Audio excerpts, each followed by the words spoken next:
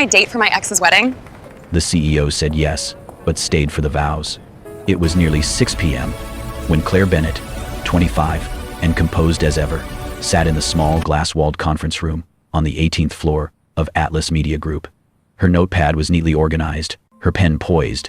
Across the table, Michael Carter, CEO, 33, and famously unreadable, reviewed the proposal she and the internal communications team had prepared.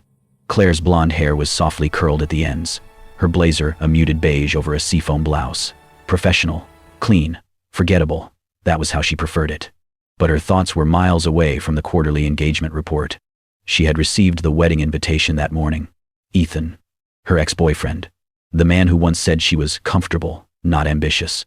The same man now marrying Julia, her old college roommate and so-called friend. Their wedding would be held at an oceanfront resort. Romantic, expensive, public.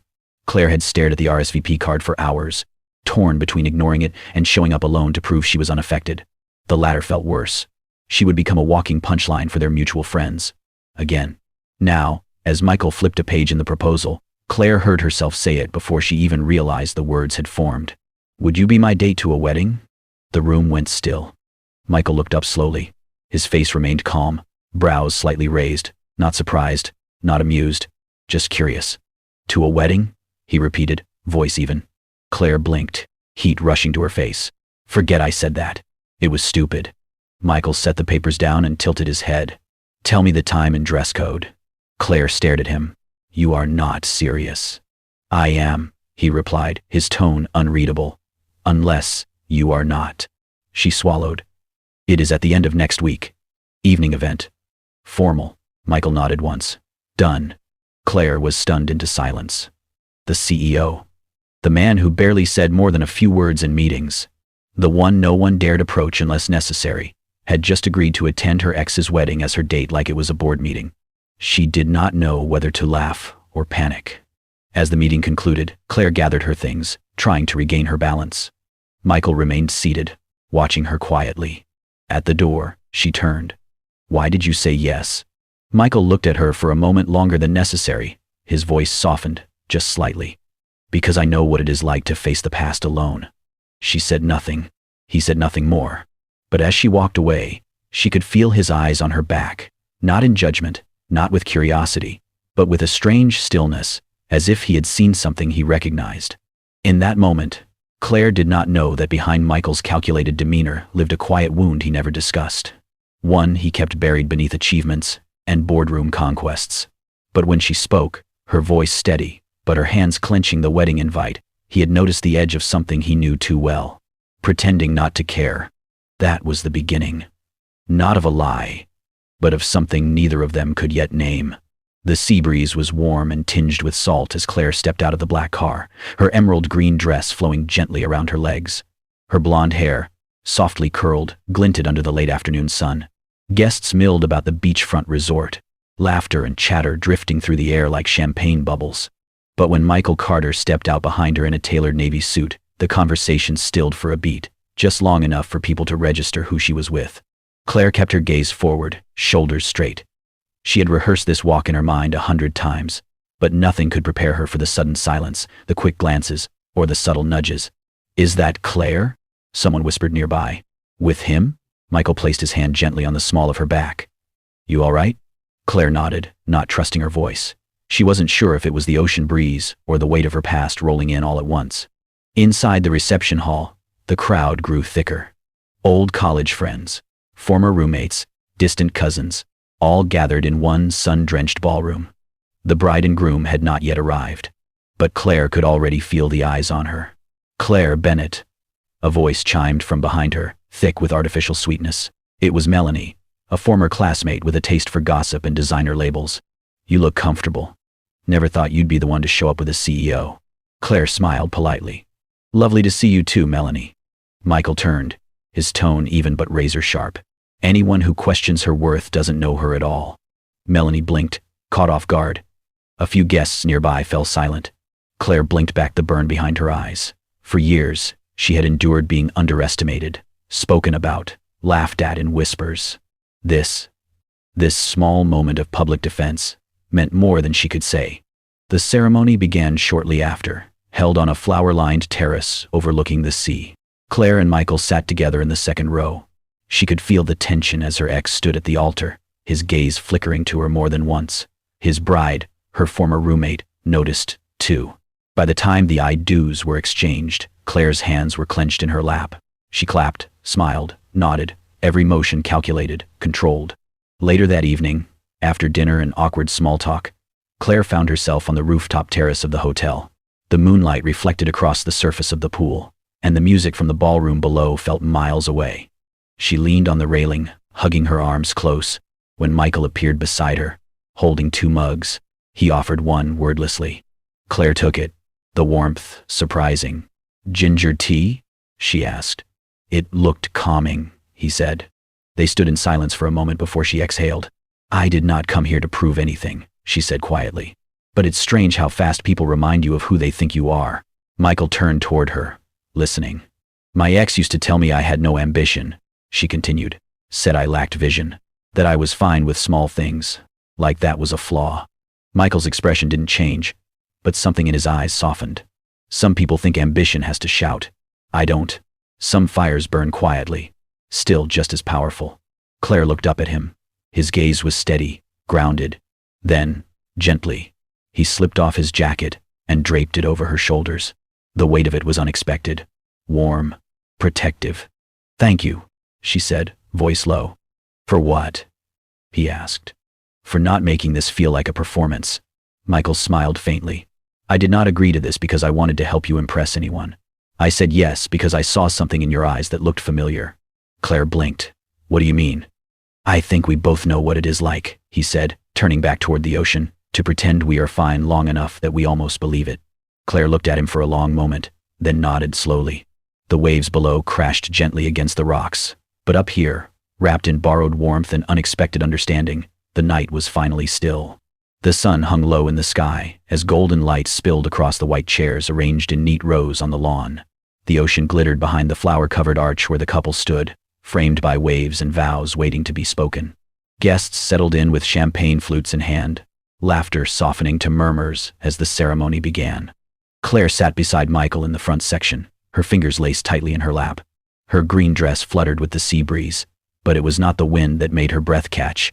It was the way the groom kept looking at her, and the way the bride, radiant in white lace, kept darting glances toward Michael.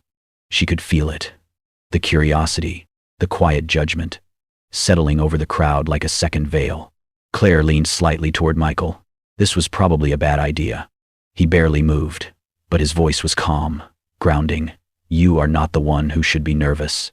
The vows passed in a blur. Sweet words. Staged emotion. And then the ceremony moved to the part where guests were invited to offer blessings to the newlyweds. The MC, a giddy bridesmaid with a little too much energy, took the mic and beamed. "Let's make it fun. Who wants to come up and say a few words to the happy couple?" she chirped. "Claire, you were college roommates with the bride, right? Come on." Before Claire could react, a few old friends nudged her forward, laughing. "Come on, Claire, say something unforgettable." Her stomach dropped. She rose on instinct, her smile tight, steps hesitant as she made her way to the front. Her heart pounded like a warning. But before she could reach the mic, Michael stood. His presence was commanding. Everyone stilled. He walked to the front without invitation. His steps measured, his gaze only on Claire. "If I were to make a vow today," he said, voice clear and resonant, "it would be this: never walk past someone like Claire, and never let her walk away again." There was a pause, long and full. Claire's breath caught. She stared at him, stunned. Michael nodded once, respectfully, and turned back toward the crowd. "To the bride and groom, I hope your love always brings you home to yourselves. But for me, today, I was reminded that some people enter your life, not to stay in the background, but to remind you what real looks like." Then, just as gracefully as he had approached, he returned to Claire and offered his hand. She took it, and the crowd, silent, moved. Not a single mocking whisper followed them back to their seats. The ceremony ended shortly after, applause hesitant at first, then rising. But for Claire, the rest passed in a blur. She walked through the petals, posed for a few photos, smiled when expected, but her thoughts stayed anchored to one voice, one vow. Later, as the sun dipped lower, she stood near the edge of the terrace, watching the waves pull shadows from the sand. Michael approached from behind, silent, steady. "You never had to do that," she said softly. "I know," he replied. "That's why I did." He crouched slightly, reaching for the hem of her dress. Claire looked down, startled. "What are you?" "The stitch on your hem came loose," he said. His fingers moved with care, adjusting the fabric so it fell properly. "There. You should not have to carry the weight of everyone's gaze with your dress falling apart." She stared at him, and in that moment, something shifted, not just in her, but in the space between them. "I see you," he murmured, straightening up. "Not just today." Her throat tightened. "You make it very hard to keep pretending." "Then maybe," he said, eyes meeting hers. "It is time we stop pretending." The reception had mellowed into slow music and soft lights by the time Claire slipped away from the crowd. The air was cooler now, the breeze brushing strands of hair across her cheek as she stepped onto the beach. She kicked off her heels, feeling the familiar, grounding sensation of cool sand beneath her feet. The moon hung low and full, casting a silver path across the gentle waves. Behind her, the sounds of laughter and clinking glasses faded into the background. A few steps behind, Michael followed. His jacket was off, sleeves rolled just above his wrists, and even in the moonlight, he looked like he belonged to another world. Yet tonight, he stayed close. Claire walked quietly, arms crossed, eyes fixed on the tide. The weight of the day hadn't settled yet. It hovered, unspoken. "You always walk barefoot at weddings?" Michael asked softly, a hint of a smile in his voice.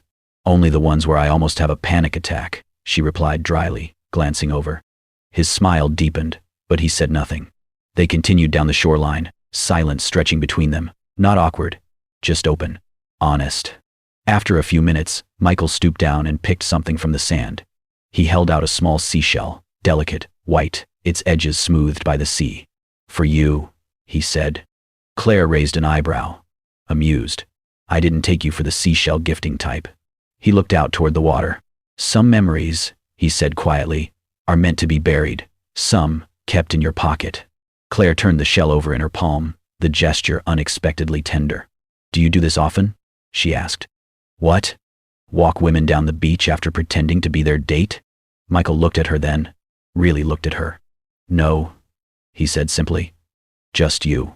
She paused, then looked down again at the shell. "I still don't get it," she said, almost a whisper. "Why would someone like you say yes to someone like me?" He stopped walking, and she turned to face him. His expression had shifted, no longer teasing, no longer guarded. "Because," he said gently, "you're the only one who doesn't need me to prove anything." Claire's breath caught. Michael stepped closer, but didn't reach for her. "Everyone else," he continued, "sees the title, the money, the version of me I wear like armor. But you," he paused, searching for the words. "You didn't ask for anything. You never tried to impress me. You never tried to belong." "I don't belong," she said, the words escaping before she could stop them. He shook his head.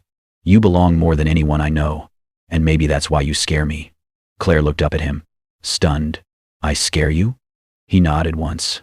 "Because, when I'm around you, I don't feel like a CEO. I feel like myself. And that's the scariest thing in the world." The wind picked up, sweeping through the space between them. Claire wrapped her arms around herself. Without a word, Michael shrugged off his rolled-up shirt and laid it gently over her shoulders. She held it there, breathing him in, clean, warm, unfamiliar, and somehow comforting. For a long moment, they just stood like that, the surf whispering behind them, the moon shining above. No promises, no roles, just two people who had stopped pretending. Claire clutched the little seashell tighter in her hand, her fingers brushing its ridges. Some memories were worth keeping. Some, she realized now, were still being made. The fluorescent lights of the office were colder than Claire remembered. It had only been 2 days since the wedding, but returning to the rhythm of corporate life felt like waking from a dream. She moved quietly through the halls, keeping her head down, avoiding unnecessary stops. She timed her coffee runs to miss the executive team's usual break, and whenever she passed the floor where Michael's office loomed behind frosted glass, her steps quickened, almost instinctively. At her desk, she focused on her screen with more intensity than necessary, drowning herself in team reports and brand alignment strategies. Her inbox buzzed, meetings filled her schedule, and yet, every now and then, her mind would drift back to the beach, to his words, his hand brushing hers. The way he had looked at her like no one else ever had. She shook the thoughts off. That was not real. It was never supposed to be. Late Wednesday morning, a new email pinged in. Subject: "You forgot this." Attached was a photo, a close-up of her hair clip, the small silver one she had worn the night of the wedding. She had not even noticed it missing.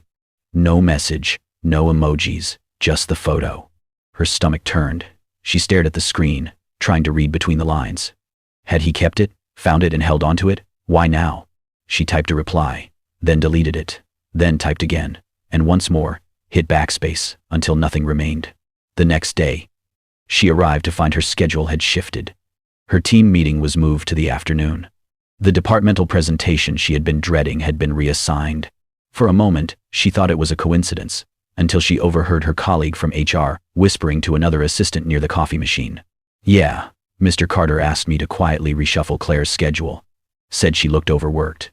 Claire stopped mid-step. He had done this. For her. No announcement. No confrontation. Just quiet rearrangement, like sliding puzzle pieces into place, so her life would feel a bit lighter. She returned to her desk, her thoughts, a tangle of gratitude and confusion. This was not just professionalism. But it also could not be more than that, could it? Was this how CEOs treated employees who made them look good for a weekend? Or was this something else? Claire spent the next few days wrapped in hesitation. She avoided the executive floor. She kept her phone on silent. And every time her fingers hovered over his contact name, she reminded herself, he lived in a world of press releases and high-stake mergers. She was just the girl who wrote internal newsletters and tried not to be in the way. But one evening, after most of the office had emptied, she lingered. From her window seat in the quiet break room, she could see the lights still on in Michael's corner office. He was alone, standing by the window, phone to his ear, his silhouette outlined against the city's golden hour. And she wondered, not for the first time, who he was when no one else was looking. She remembered the warmth of his jacket on her shoulders, the seashell, the words he had said when no one else dared speak. Some fires burn quietly. Maybe hers did, but his burned with restraint, with intention, and for the first time, Claire did not know if that scared her or pulled her closer. That night, she opened her drawer and retrieved the clip from the envelope her assistant had forwarded from Michael. She held it in her hand, the cold metal, small and delicate. It was just a hairpin. But in that moment, it felt like a message. And still, the question lingered in her mind, quiet but relentless. Was any of it real? Or just the kindness of a man who had never been told no? She did not have the answer yet, but something inside her, a small, stubborn spark, hoped he would give her one. The invitation came as casually as everything else Michael did with intention. "Dinner at my place," he had said after a late afternoon meeting, his voice steady. "I cook." Claire had blinked, unsure if she had misheard. "You cook?" He had only offered a half smile. "Occasionally. When I want the food to taste like something other than perfection." That Friday evening, Claire stood in front of his apartment door, with a potted cactus cradled in her arms. It was small, a ceramic pot painted with faint blue waves, and the cactus itself had a single blooming yellow flower. When he opened the door, his crisp white shirt sleeves were rolled up. The smell of garlic and rosemary drifted through the minimal, elegant space behind him. "You brought a plant," he said. She held it out. "You said, once you can't keep anything alive. Thought we'd start with something low maintenance." He stared at it for a beat too long, then took it gently, like it meant more than she realized. His apartment was everything she had imagined, modern, pristine, all clean lines and neutral tones. But there were no photos, no family frames, no signs of a life shared. Just one man, living alone with his silence. Dinner was pasta. Not perfect, but warm. He had made it from scratch, he confessed, and looked genuinely embarrassed when she said it tasted amazing. They talked about books, travel, quiet things. He let her ask questions, and for the first time, he answered them not like a CEO, but like a man who had been too alone for too long. "I bought this place for the view," he said, pouring wine, "but sometimes it just stares back at me." Claire glanced out the window behind him. The skyline was breathtaking, but cold, like a painting behind glass. She placed her glass down, then walked toward the living room. On the side table, she noticed a single object that seemed out of place. The silver hair clip she had lost at the beach. Cleaned, polished, resting carefully atop a hardcover notebook. "You kept it," she said softly. Michael didn't reply immediately. Some things deserve not to be forgotten. After dinner, she offered to help with dishes, He insisted she sit. She ignored him, rolling up her sleeves and standing beside him at the sink. He washed. She dried. And for a moment, the world shrank down to the clink of ceramic and the hum of warm water. She glanced sideways. His posture, so tall and proud during the day, now slightly bent, relaxed. His expression softer. It struck her suddenly. He is just a man. Not a symbol. Not a myth. Not the headlines. Just a man. Tired. Guarded. And maybe healing. Without thinking, she reached for a plate he had rinsed but paused, her eyes on him, lingering. He turned toward her, sensing the stillness. His hands stopped moving, but he did not pull away. In that small kitchen, under quiet lighting, Claire did not see a CEO. She saw a man who had carried too much for too long. A man who made space at his table, but never let anyone pass the threshold of his heart. She dried the plate in her hands. "I never thought I'd feel comfortable in a place like this," she admitted. Michael looked at her. "Neither did I." A silence hung, full of things unsaid. Then he reached for the cactus on the counter, turning it gently toward the light. "I'll try not to kill this," he said, almost to himself. Claire smiled, not because it was funny, but because it was honest. And in the quiet, she realized something had shifted. This was no longer a performance, not a role to play. It was the beginning of something unspoken, delicate, something that needed no title, no script, just a shared kitchen, warm hands, and the slow trust of two people finding their way home. The ballroom lights shimmered against the sea of black suits and glittering gowns. Claire stood near the back, a champagne flute untouched in her hand. Her gaze was fixed across the room. Michael was there, composed as always, standing beside a woman in a tailored red dress, her hand briefly resting on his arm as they spoke to a group of executives. Claire recognized her immediately, a high-profile investor from one of their partner firms.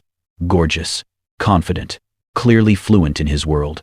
Claire felt it before she could name it. A flicker of doubt. A crack of something brittle. It was not jealousy. It was clarity. That she had been foolish to think she belonged in his world beyond the moments he let her in. By the time she slipped out of the gala and into the cool night air, her chest was tight with a pain she did not want to give a name. She did not answer his messages that night. Or the next morning. At dusk, there was a knock on her apartment door. Claire hesitated before opening it. Michael stood there, no coat, no driver waiting behind him, just him, holding a slim leather notebook in one hand. "You left the event early," he said quietly. Claire crossed her arms. "You looked busy." Michael studied her face. "You saw me with Camille." She raised a brow but said nothing. "She is helping fund a nonprofit I'm launching." "That is all," he said. "But that's not why I'm here." He held out the notebook. She took it, opening to the first page. It was dated months ago. Lines of clean, methodical writing filled each page. Her name appeared often, always in quiet observations. She likes jasmine tea. Smiles at the cleaning staff more than her coworkers. Does not flinch when silence stretches. Each note was simple, but together, they painted something deeper. A man trying to understand someone without disrupting her strength. Michael exhaled. "I started writing about you to remember who I am when I'm not being watched." Claire looked up, eyes uncertain. "I've been pretending for years, Claire. Pretending to be the man people respect. The man who never fails. The man who never feels too much." He took a step closer.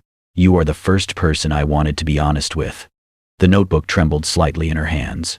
She could feel her defenses curling inward, ready to rebuild. But she did not speak. Neither did he. Silence fell. Not awkward, but vulnerable. Then Claire stepped forward. No speeches, no conditions. Just one step, and then another, until she was close enough to rest her head gently against his chest, arms slowly rising to wrap around him. He let the breath he had been holding go and returned the embrace. One hand rested on her back, the other at the nape of her neck, grounding them both. Outside, the city moved on, unaware.